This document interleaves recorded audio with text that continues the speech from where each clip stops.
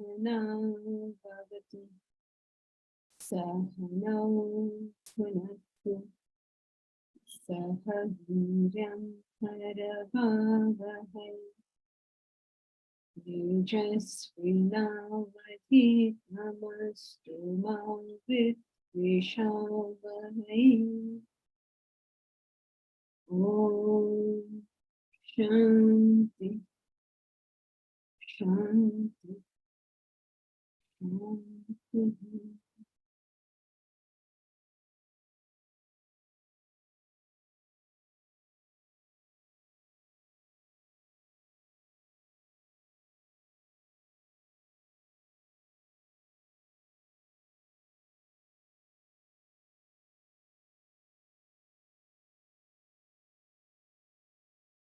Any questions?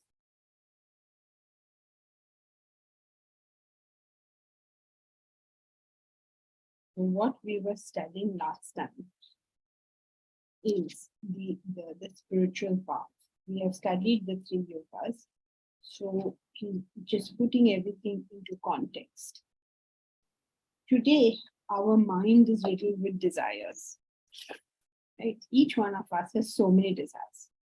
These desires, sometimes they get fulfilled and sometimes they don't get fulfilled. Sometimes we worry that they won't get fulfilled. But one way or the other, these desires are constantly troubling us. When they are fulfilled, they're troubling us. When they are not fulfilled, they're troubling us. When they're about to get fulfilled, they're troubling us. Just imagine tomorrow, if your son is flying in from the US after you've not met him for 5 years, how will today go? They're about to be fulfilled. You know you're going to get it. There's no doubt about it. But still the desire will trouble us. It is the nature of the desire to constantly trouble us. Since this is the case, and this is not debatable, right? Everybody is in agreement up to this point. Has anyone got a problem up to this point? Up to this point, all clear, all good. Desires are constantly troubling us, right? Now, what do? We say what you are told is, oh, don't worry about worldly things, think about spiritual things, think about God. All this is what you will generally hear. It's all in God's hands. He will deal with it. Why are you worried about it? All this is what you get to hear. Generally in society, what your parents tell you, what your friends tell you, and things like that. So does anyone have any meaning? So we start analyzing. What is the problem? The problem is desires. What is the spiritual path supposed to do? It's supposed to eradicate desires. Okay? That's what its job in life is. If you accomplish this, you will obviously be a happy person. Because if you didn't have a desire, how can anything make you unhappy? It's not possible. Right? Like all the troubles that must be existing for a child in his toy world. Somebody got a better toy than him, his toy broke, his mom didn't give him the toy he wanted. So many troubles the child has. All of them are simply disappear into thin air. They evanescent as soon as he becomes a teenager. None of those problems are there. Do you people have any problems with reference to toys? No problems. I hope not. No problems with reference to toys. They are not bothering you in any way. So, when you have a desire, those desires bother us. And so how do we not be bothered? Don't have them. Simple. Okay, so what's the catch here? Deepraj. What's the catch? We cannot eradicate desires. Very good. You cannot eradicate desire. You cannot drop it. Fantastic. Very good. We learned this only yesterday, I think. Yesterday, no? Someday. You cannot remove a desire. It's simply not possible. Suppose you have a desire for your son coming to see you from the US. Can you remove that desire? Do you have a choice? Helplessly, helplessly. Helplessly, Elsie has to leave Delhi and go to Bangalore. You know why Elsie has to leave Delhi and go to Bangalore? Because her son lives in Bangalore. So there is no chance that she will not go to Bangalore. Correct? Nah. Shilpa, where does your son stay? USA. US. So helplessly, Shilpa has to go to USA. Right? There is no way. How can you tell them, no. Now you don't go to Bangalore. You don't go to USA. If you start talking to them like that, what will they do? They will stop going to the class. Because going to USA or going to Bangalore is not an option. Okay, that's not debatable. That is not being discussed. Why not? Because desire. You tell anybody drop your desire, it's impossible. Nobody can do it. Now don't say, oh my God, Shilpa can't drop her desire, Elsie can't drop her desire. How horrible. Why is that not horrible? Huh? What happened? Why is that not horrible? You can't drop desires. Nobody can do it. Very good. It is an impossible thing. Okay? So now we are stuck. Now there's a big problem. As long as you have a desire, problem. You cannot drop a desire. That means you are stuck with problems forever. So the wise sages of the past did what? They stopped telling people to do something impossible, which is drop a desire. It can't be done. But what can you do? Take up a higher Take desire. the higher Set a goal. desire. We are very good at taking up desires. That we can do. Easily we can do. All of us can take up a desire. This is easy for us. Since it's easy for us, they say, please take up a desire. But then they qualify it and they say, take up a higher desire. Now, why higher desire? Because there's a law. What's the law? When you When attach you to the get higher, the higher, lower lower drops, lower falls off.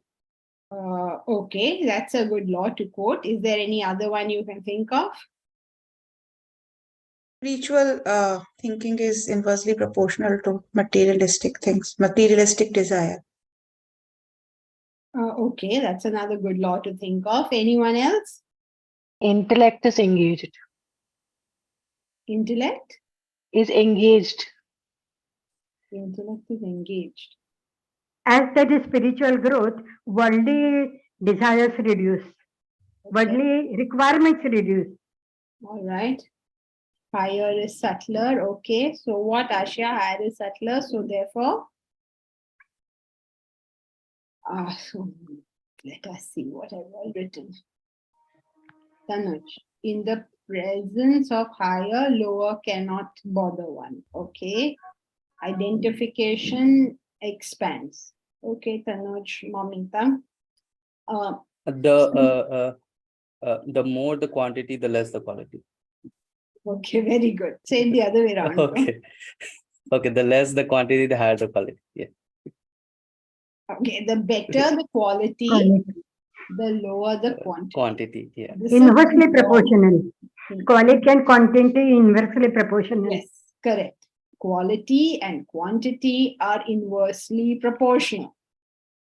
Please hold on to basic principles. See, if I have to take a class, if anybody has to take a class, they have to tell so many stories. If you only go on telling principles, everybody will fall off to sleep. So you have to hear so many stories just to keep yourself awake. But don't lose the principle. What is the principle? Quality and quantity are inversely proportional. Now understand how this works, because that's the key to this whole thing. When we have higher desires in life, by the law itself, the quantum of desires reduces. It's a law. How can you establish quality and quantity are inversely proportional? You establish it by looking around you. Is coal more precious or is diamond more precious? Both are carbon, right? But diamonds are fewer, coals are many. Managing directors fewer, labor many. Lions fewer, wildebeest many. Einstein fewer, rest of us many. All of this shows quality and quantity are inversely proportional. In fact, this law is often used to debate the concept of democracy. Quality and quantity are inversely proportional. Whether you debate it or not, the law exists, right? So now, since we can't get rid of desires, it's impossible. No? How will you get rid of a desire? You can't do it. Then, if you can't do it, you're stuck in a conundrum. So what do? You forget about the desire's quantity. Forget about it means don't worry about it. Don't bother your head that I have this desire, I have that desire. Don't worry and feel sorry for yourself for having the desires. Only concentrate on The higher desire. improving the quality. Only concentrate on it. Don't say, oh, I have a great desire to make a lot of money. Okay, fine, no problem. Everybody has a desire to make a lot of money. Don't worry about it. Oh, I want to look good. I want to be the most beautiful person in the room. It's fine. Don't worry about it. Everybody wants to be the most beautiful person in the room. Don't worry about these desires. Worry about the gaining higher desires. Because there is nothing we can do about the lower desires. Usko rehne do na, karne do jo karna hai. Means let it be, Joyce, sorry. What it means is let it be. What it wants to do, let it do. Let me not worry about it. What I must worry about is getting myself higher desires. This is what I must think. Now, the question is, how do I get a higher desire? For which you must answer the question, how do you get any desire? How do you get any desire? By thinking about it. By thinking. Chalo, itna to sabko pata hai. How do you get a desire? By thinking about it. Very good. Now I have to think of the higher desire. Is it going to be easy for me to do that? No way. Because my force of desire is going off in a different direction. So it's not going to be easy to do that. That is where I put in effort. So what effort shall I put by which I will think of a higher thing? They gave us 3 types of effort for 3 types of equipments which we have. One thing we have is a physical body. So let my body work for that higher desire, for a higher cause, for higher ideas.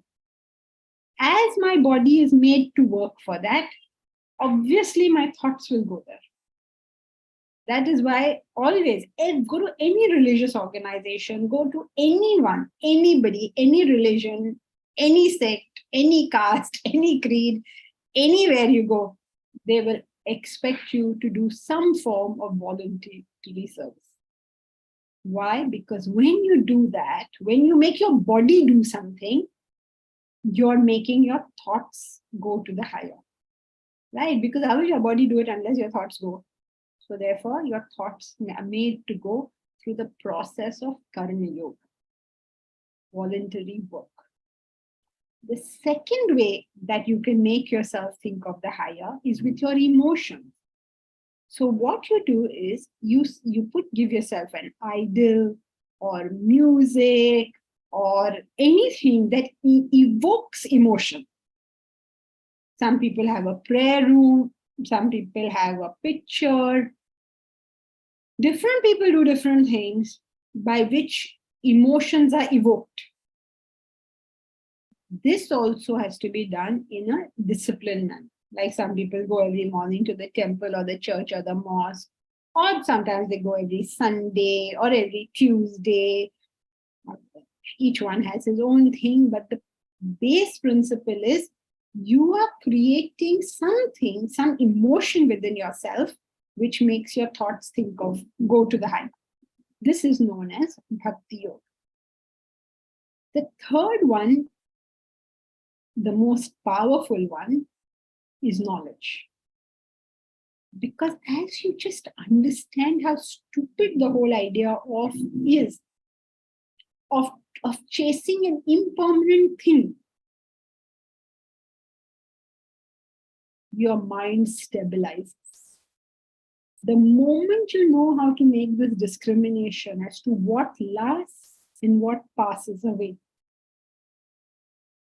your thoughts will go towards what lasts. How can it not? Right? So by the process of analysis and discrimination, you think of the higher, and that is known as Jnana Yoga. So remember, just to summarize, our minds are full of desires. These desires bother us. So therefore, the only way to not be bothered is not have the desire. But it is impossible not to have the desire. What we do easily is take desires. So what we should do is take up higher desires.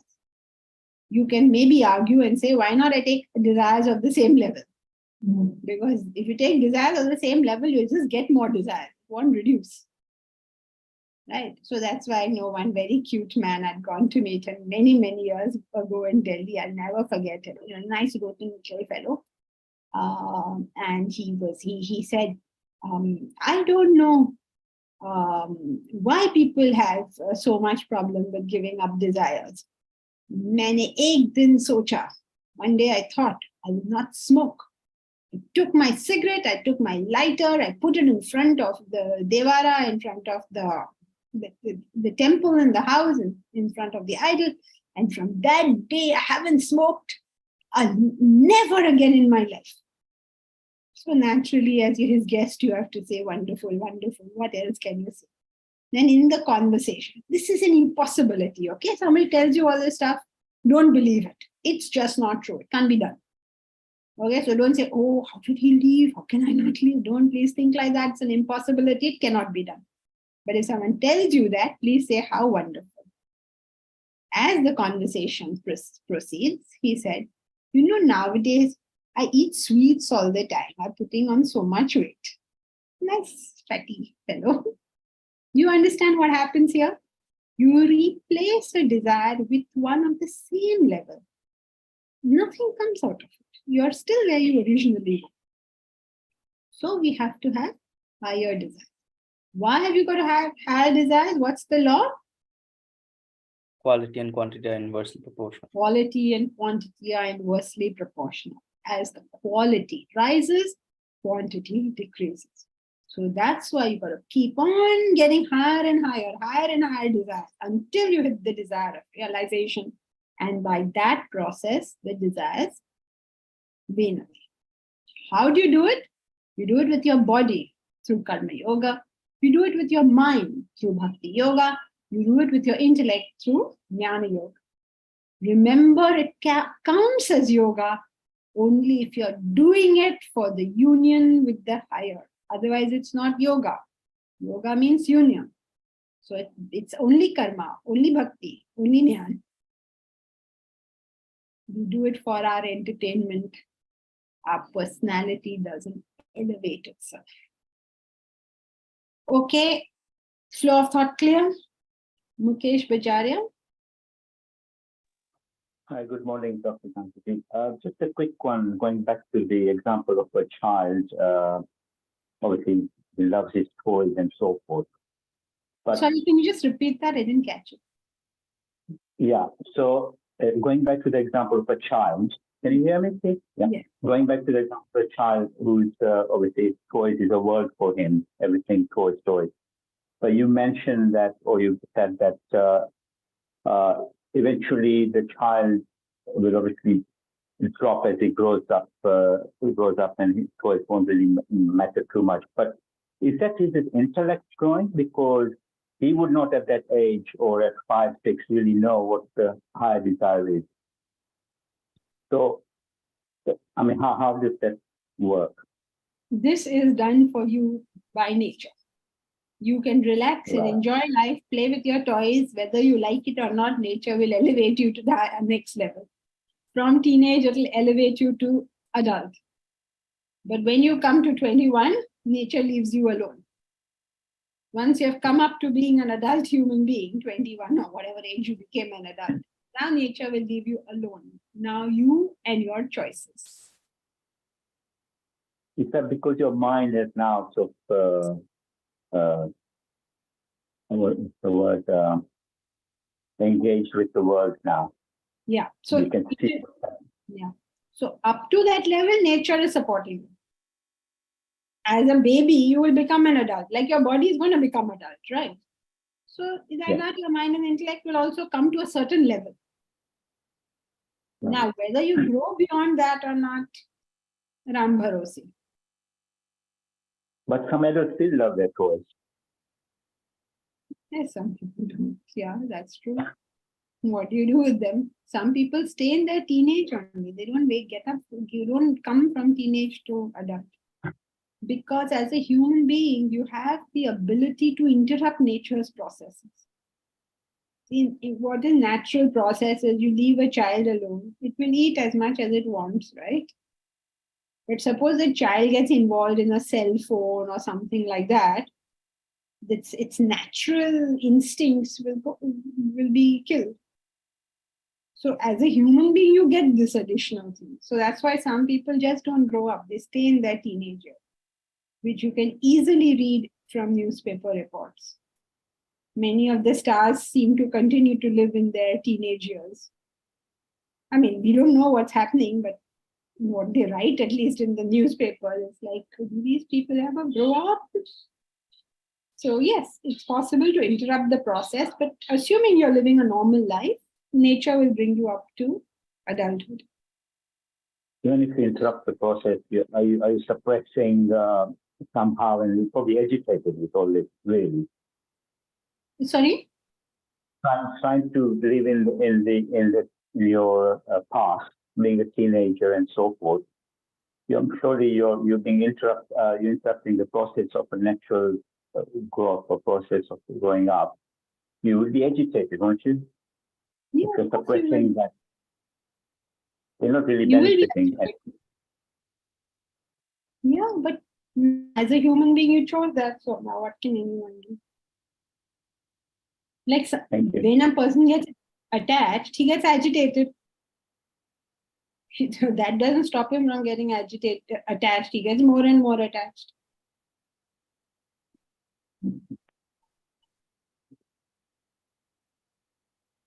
Thank you. Hariom Janki ji, I have two questions. One Can I ask? second. Yeah, 1 second. Momita has written something. One Buddhist lady compared it to buying new furniture, even if you're too attached to and reluctant to part with your old furniture. Ultimately, without noticing, there will be no space for the old furniture and you will be rid of it. Okay.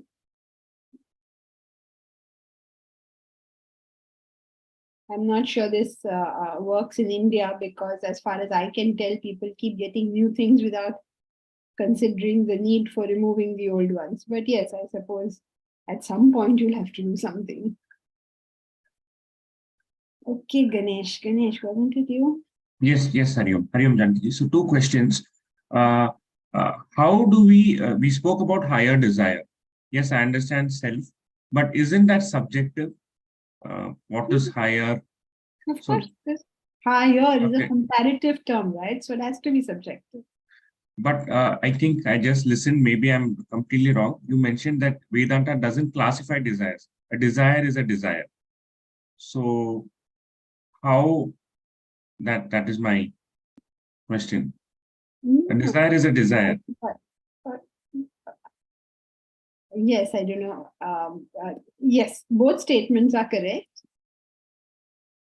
A desire is a desire insofar as every desire is going to agitate you. However, desires can be classified. They are Hmm. classified as selfish, unselfish, and selfless. Okay, understood. So the second question is, I think you gave the example of the mother excitedly waiting for her son. If that mother is taking up a higher desire, maybe looking into self-realization, so she will do the task without agitation, right? She will go and meet the son without agitation, without excitement the previous day. Is that the case? If the higher desire is taken, just do the task without any emotion attached to it. Oh Will my that be the God. case? That's terrible, Ganesh. No emotion. Mother has no emotion to the child, like a stone. What kind of mother is that? Of course, mother will have emotion for the child. Ganesh, the only way to understand Vedanta is please get married. You unmarried fellows, you don't seem to get anything. All of you get married first. Okay, No, thank you you. cannot do it without emotion. You will do it with better emotion. Okay, When you are an attached person, your emotion is what should the other person do so that you become happy. When you purify yourself, your emotion is what can I do to make him or her happy. understood. Ji. Hmm. So you can't lose emotion, because we lose it, then you've gone back to being a stone or a plant. Your emotion gets nobler, subtler, better. Like somebody is attached to their mother, then very, very common. You're very attached to your mother. You keep dictating terms to her. Do this, don't do this, do this, don't do this. Most of these kids nowadays, because all our parents are living for much longer, I find 90% of people, and I think among Vedantins, not 100%, are constantly dictating terms to their parents. They've forgotten who's the parent and who's the child. They constantly tell you, oh, you must do this, you must do this, you must do this. Typical attachment, which comes colored as if it is obligatory duty. Your first obligation in life is, according to Ramatiyasa, keep yourself happy. That's your only obligation. And if you have an obligation to other person, let that person stay happy. Why are you trying to live somebody else's life? I'd given that dramatic example in class. Suppose a parent of yours is 70 years old and chooses to get married. How many children will think, is this good for my parent? They will all think, is it good for me? What will people say about me? What will my friends say about me? It's all about me. How did you get involved in this deal? It's about them. Can you think about them? It may be a good idea, it may be a bad idea, but it's about them, not about you. So when you're attached, that whole relationship is about you. When you're detached, that whole relationship is about them.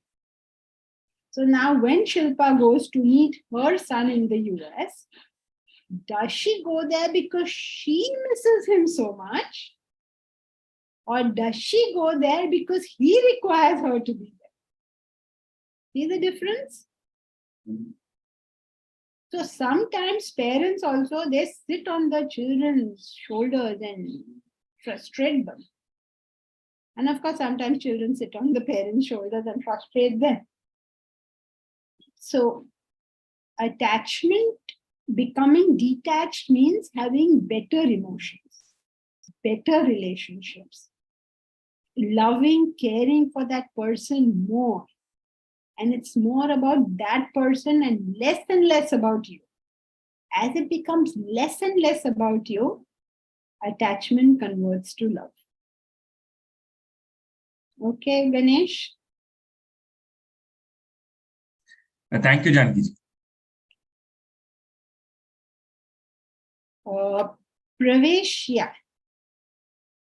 Ma'am, my question is, in the journey of achieving the higher desire, or when we are creating the more attachment to the higher desire, then sometimes we feel agitations when we are not able to fulfill those, because it's a quite tough journey. So how to deal with those agitations? You think more of the desire of the ideal than of the agitation. I understand what you're saying, Pravesh. I'm in the same boat as you. I need 108 crores. कहाँ से आने वाला है? Okay, I understand what you're saying. But what can you do? Things will take its time, right? You may have the most wonderful idea of how you can think will benefit people, but it doesn't happen overnight. It takes time. So focus on the ideal, focus on the ideal, focus on the ideal, focus on the ideal. Some days there will be some small success, some days there will be some small failure. Feel sad for the failure, feel happy for the success, but ideal, ideal, ideal, ideal. See, the thing is, remember why we have an idea, because we're lifting ourselves. Don't let go of that idea. And wherever it is too tough, wherever it seems unrealistic, we can always lower it because we have set it ourselves. There is no hawa, there is no pressure on us. It's my ideal. I can raise it, I can lower it, I can dump it in the sea if I want. So that way you live freely with it. Nobody's put it on us, right? I am just using a bridge to get to a certain place. The important thing is I get to that certain place. If this bridge works, good. If it doesn't, I'll take another one. So once you realize you are in control, and you can always, do whatever you want, I think that you don't get pressurized by it.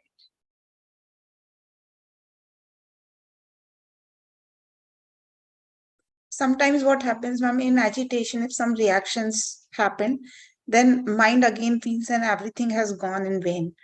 Like whatever we are practicing is everything has gone in vain. It's this kind of thought came. Yeah, but that's not true, right? Everything can't go in vain. Cause and effect will have to hold true. So yes, if it's like, think of it as a bank account. All the good you're doing is you're putting money into it. Every once in a while you get mad at somebody and you do something, you're withdrawing money from it. So this balance will keep on going. As long as your withdrawals are less than your deposits, you're doing fine.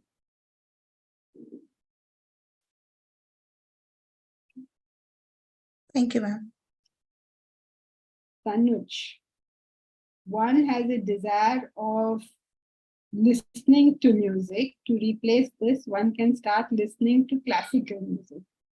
Is the above analysis correct? I'm not sure, Tanuj, that you can just suppose, let us say a person who likes to listen to, what is that? There's this very funny Hindi song, Fevicol Essay. Do you remember that?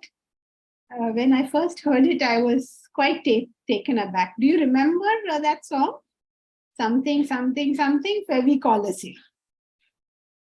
I mean, I would think Majrooh Sultanpuri and all these kind of people must be dying, turning in their graves, thinking, what is this? Are these lyrics? But let us say, Joyce, you don't know what I'm talking about. We have a very famous industry here, which is our Bollywood, and they make these great movies, which the whole country adores. And the country loves the movies for two reasons. One, it fills the government coffers because they make so much money. And secondly, because it is the highest source, at least I think so, of making Hindi famous. This whole country speaks Hindi because the movie industry is from there, or whatever Hindi they do speak is because of the movie industry. So we love the movie industry and the movie industry loves us.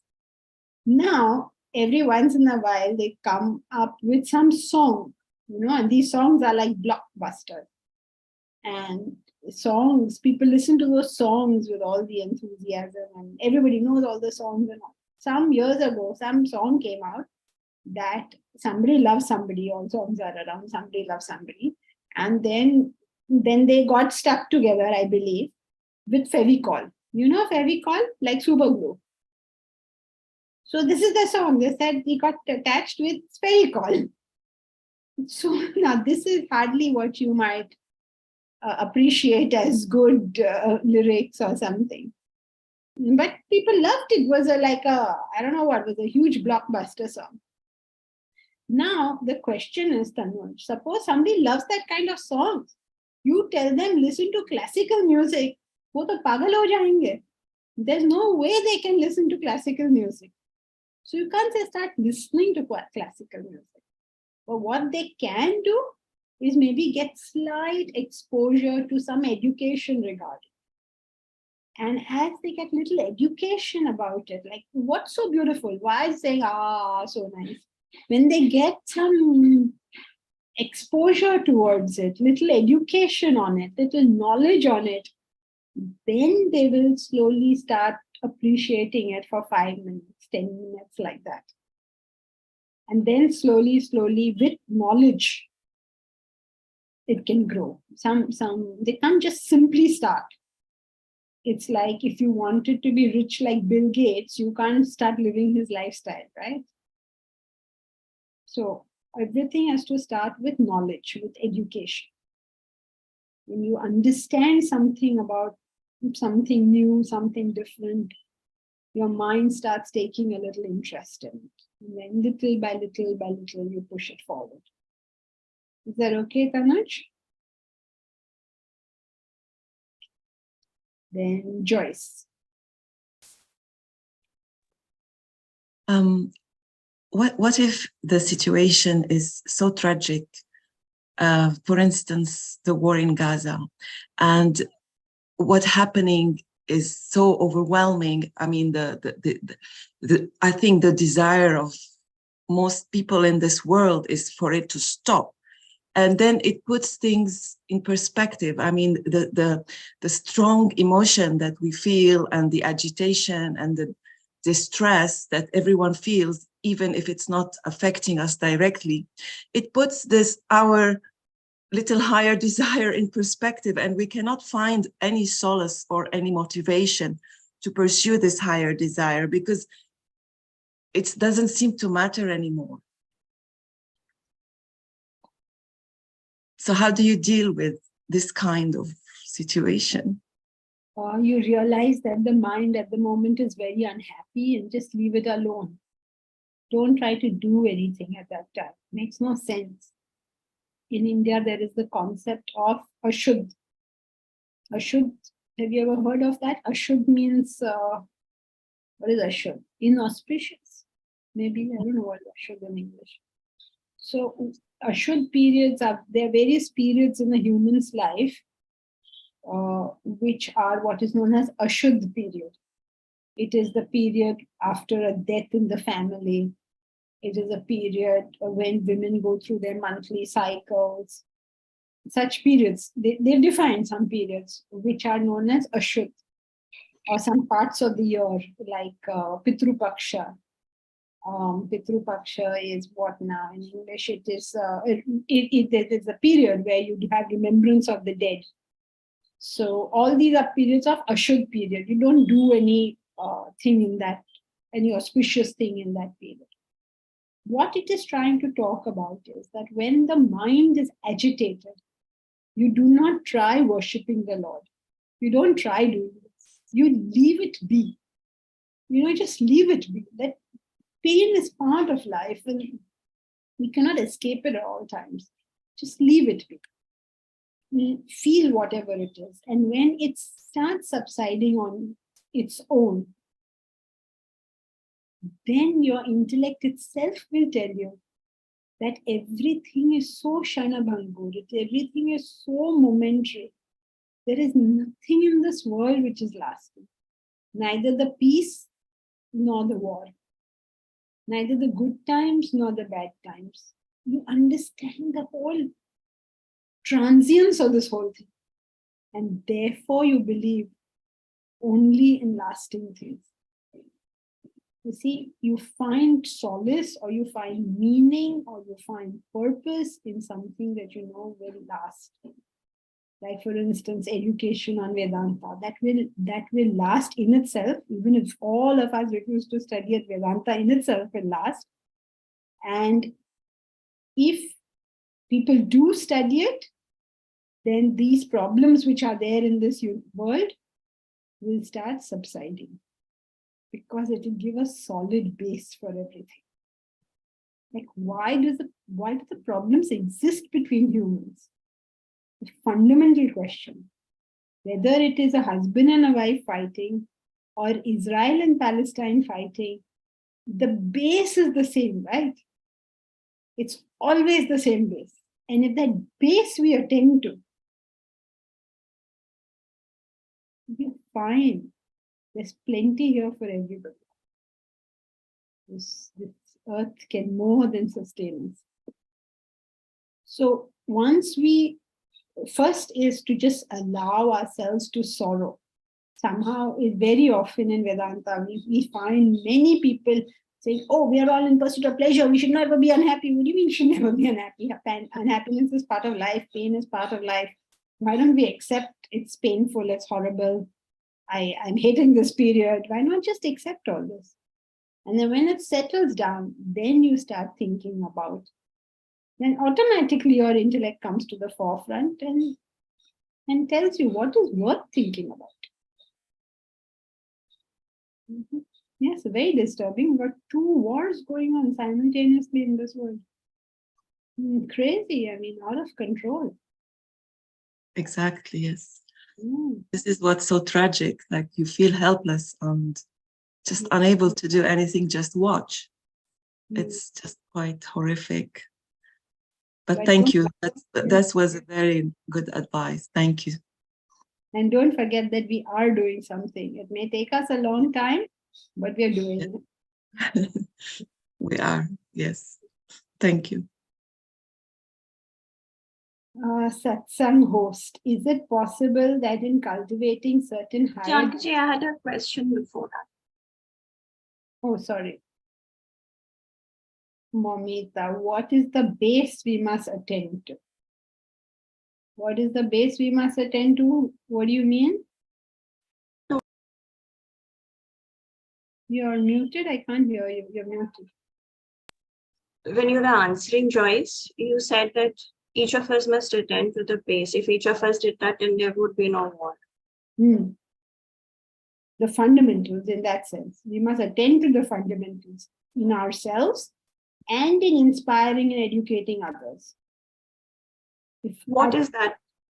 The knowledge of Vedanta, the knowledge of the fundamental facts of life, the knowledge of the eternal principles. The knowledge of what is eternal and what is transient. All eternal principles. That the fundamental knowledge of life, if we are wandering around in the world without knowing what on earth is going on, obviously we are going to feel, like you feel lost, right? You know what is going on. You can't make head or tail of what's going on.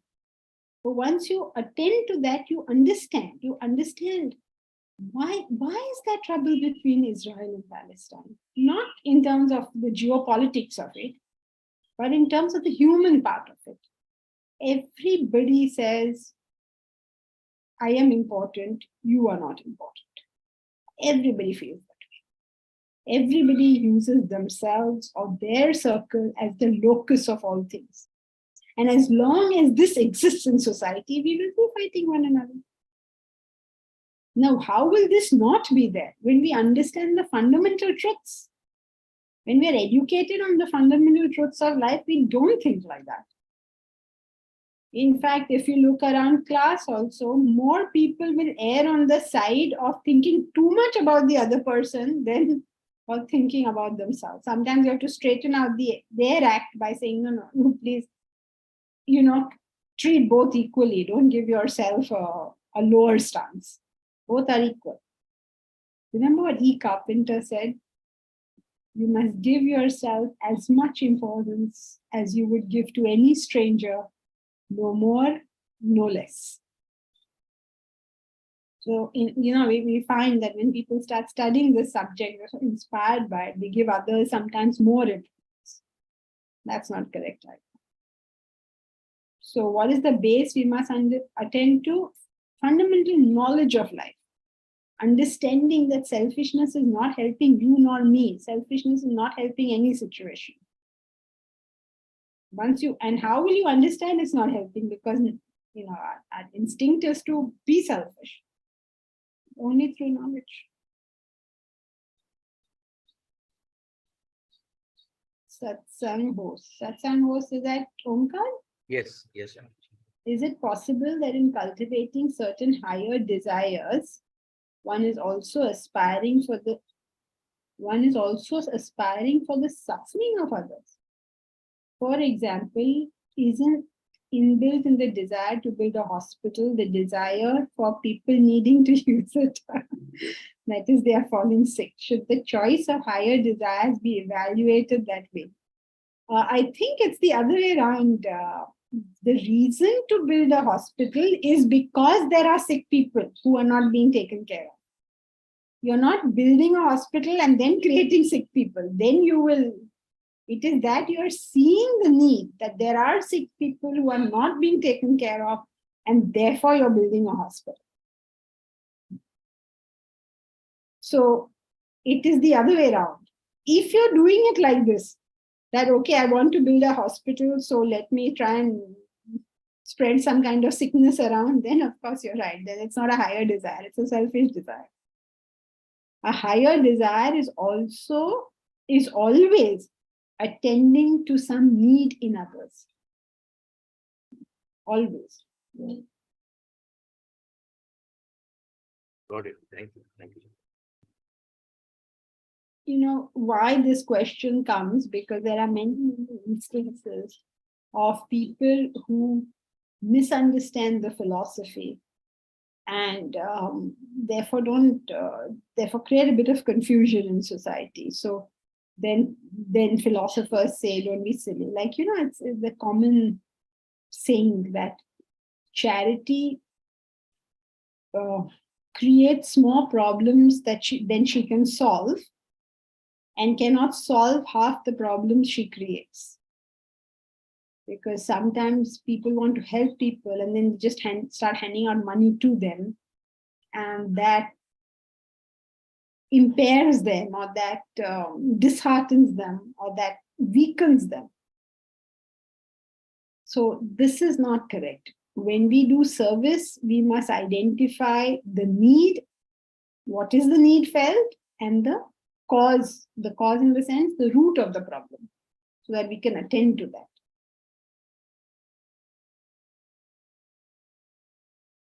Deepak Negi. If any of you would like to raise, okay, we'll deal with this after the class.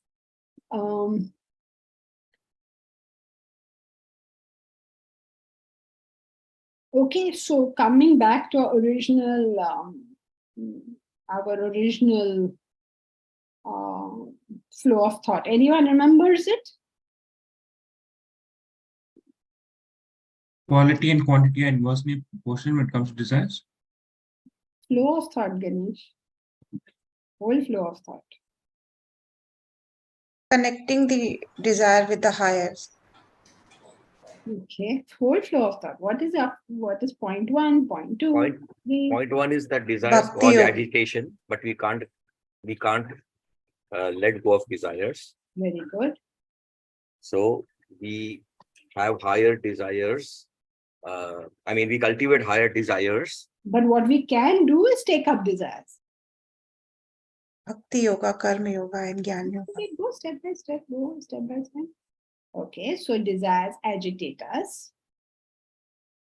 So therefore, if you didn't have desires, you'd be happy. But the problem is you cannot get rid of desires. You can't get rid of a desire, but what can you do? Acquire desires. You can get a desire. New Getting desire. desires is easy for us. But if you get same type of desires, you haven't moved forward. So therefore, you get Higher Higher desires. desire. Why is higher desire important? Because the quality and quantity, the principle of that. Yes. So now the question comes, how do you get a higher desire? How many methods are there for getting a higher desire? 3 methods. Three. Very good. Karma How bhakti many, jnana. yes. Karma How bhakti. many should we use? Yes, All correct. three. All three are here. To the extent that we are physical, we use karma yoga. To the extent that we are emotional, we use bhakti yoga. To the extent that you are intellectual, you use jnana yoga. But you have to use all three. Remember, the idea is to get to the goal as quick as possible. Right? So that's what we have to do. So we have to use all three. Now, in fact, I was thinking we should have one day where we all meet and do all the 4 yogas together. Let us see, maybe one day one of you can take it up and organize. One day, at least those in Mumbai. One day, four yogas day we should have. Okay? But now, if you do this correctly, what happens? You reach a state known as Uparati. Uparati. Uparati is a mental withdrawal from the world. You are mentally withdrawn from the world because Your thoughts are no longer flowing towards it. very good. Your thoughts are no longer flowing there. It doesn't mean that you have gone to the Himalayas. Himalayas have got nothing to do with it. It is that internally of you, you have now got higher values. So you are less and less dependent on what is going on. You're mentally withdrawn. It's okay, this way or that way, you're okay with it. Once you reach the stage, you'll find concentration becoming very easy. People will start thinking you very smart for the simple reason that you listen to what they said. They tell you something, you listen to it, you repeat to them, and then they'll say, oh my, that's a fantastic analysis. And then you have to tell them, hey, hello, you made that analysis. All I'm doing is repeating it for you. So you just repeat for them what they want. Now, isn't that how all problems are solved? People will come, you will tell you some horrible problem, they'll tell you this and that. You just have to simply repeat. The solution is usually in the question itself. So then, once you learn concentration and you're able to continue on your journey, what journey are you doing? You're continuing your karma yoga, bhakti yoga, jnana yoga, continuing all this. You haven't stopped doing it. Desires fall even further and become ready for dhyana yoga or meditation.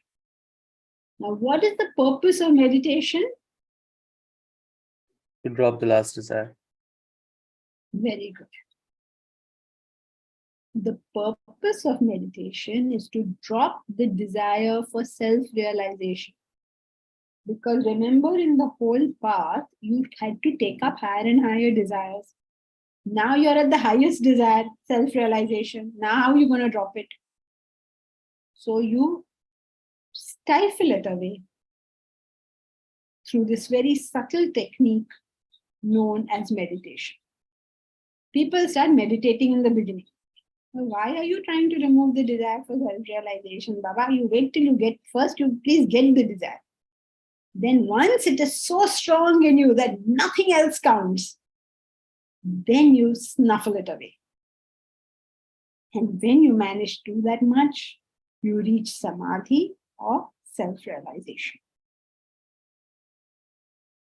This is the entire spiritual path.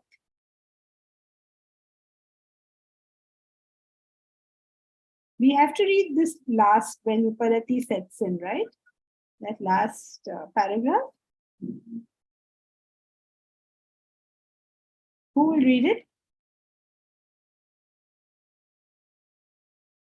I can read it. Go ahead. When Uparati sets in, you develop mental concentration, dharana. With sustained abstraction from the world and concentration upon the higher, you enter the last stage of meditation, dhyana, and in deep meditation, the single-pointed thought ultimately dissolves in absolute silence, In that silence, you attain samadhi, spiritual enlightenment. It just talks about what we talked about after we have withdrawn from the world, mentally withdrawn from the world. We become capable of concentration. We concentrate and we get to the point where we just have one thought of self-realization, and using meditation, we drop that last thought and attain samadhi, which is enlightenment. Okay, wonderful. So this is the entire spiritual path. You started with the bulk of desires for the world, and you end up with zero desires. When you end up with zero desires, what is going to be your state? Bliss. Samadhi. Yes. Because remember, desires were bothering you. You remove the desires finally. What you'll ended up with is ultimate bliss. Now, what is ultimate bliss? Nobody knows. Obviously, right? We've never experienced it. How will we know what that is? Nobody knows what that is. But that's where you land up. There is no, so as long as you understand the logic of the whole thing, then you know what you're doing on the path. You don't get stuck somewhere on the path now that you are at like an elevated level and you're very happy with yourself because I can concentrate or I can meditate. Hello, you're still in the hospital. You have to leave. Don't say I've come out of ICU. That doesn't help. You have to leave the hospital. The spiritual, the whole world is like one major hospital. And the spiritual path is specialized hospital where you go for getting properly cured. But eventually you have to leave the hospital, not stay over there. This is not your lifetime. You have to leave it. So when you do that, finally, you understand what is true health of the personality, which is complete bliss. Okay. Is that clear? Any questions with reference to this whole chapter? Should we start the next chapter next time? Do you want to do a Q&A or a group discussion next time? What would you like to do? Would you like to do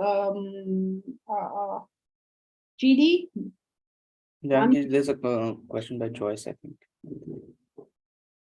Joyce, can we reach Samadhi while we are still in our physical body?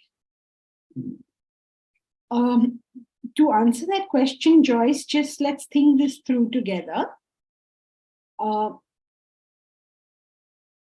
you believe that the scriptures or any guidance on wisdom is given by people who have the wisdom, or do you think it's just a theory and speculation? What do you think? Most people, what do you think? Yeah, go ahead. What do you think? Probably who have the wisdom, obviously. Yes. Most people would agree that the scriptures are given by people who have experienced the truth. They're telling us what their experience is, and not just a theory or a speculation that they may have. I mean, you don't read it as a theory, right? No scripture anywhere in the world. If this be so, then that person has to be alive, no? Yes, that makes sense. Otherwise, when he's dead, then who's going to tell us any of this stuff? He or she? Well, in some religions, this knowledge has been descended. So that's why I'm asking, is this what Vedanta? Yeah. In all religions, it is called this, what you're calling descended knowledge. But we know that there's nowhere for it to descend from, right? Whatever is happening here only. So what does it mean? Every religion is the voice of God. Bible is voice of God. Vedas is voice of God. Quran is voice of God. Everybody claims voice of God. What is this voice of God? Voice of God only means that this knowledge is not transacted by anybody's body, mind, intellect. This is a knowledge that is given by the self to the self, for the self, in the sense that to the extent you have unfolded the knowledge within yourself, this knowledge speaks. So it is the self talking, as it were. Therefore, it is said to be, in the Vedas, it's apaurusham, means it is not by human agency. Same as Bible, same as Quran, same Yes. as. Yes. So it is apaurusham. It is not from human agency, means it's not from this body mind entity. To the extent you have unfolded the self will speak. Speak means it's not literally speaking, but the wisdom is unfolded. Yes. Thank you.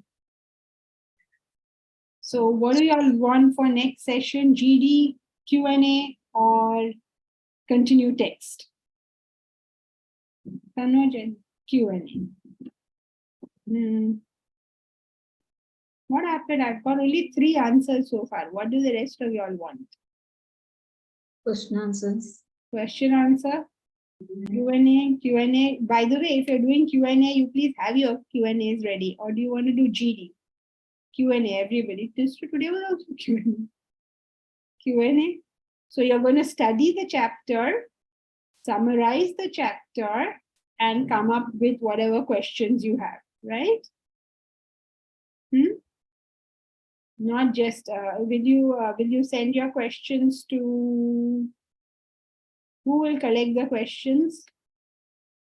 Not for any other reason, but that we can have the question properly shown on the screen. They can send me, Jankiji. Okay, Bharat. So everybody, you know Bharat, so please send your questions to Bharat and he will put it nicely on the PPT for us. Now, instead of asking in class directly, it's better to write your question down. So you have put in some thought yourself in thinking what that question is. Okay, and learn to write it down as precisely as possible. Yes, this chapter of VT, which we did, we will do Q&A on that.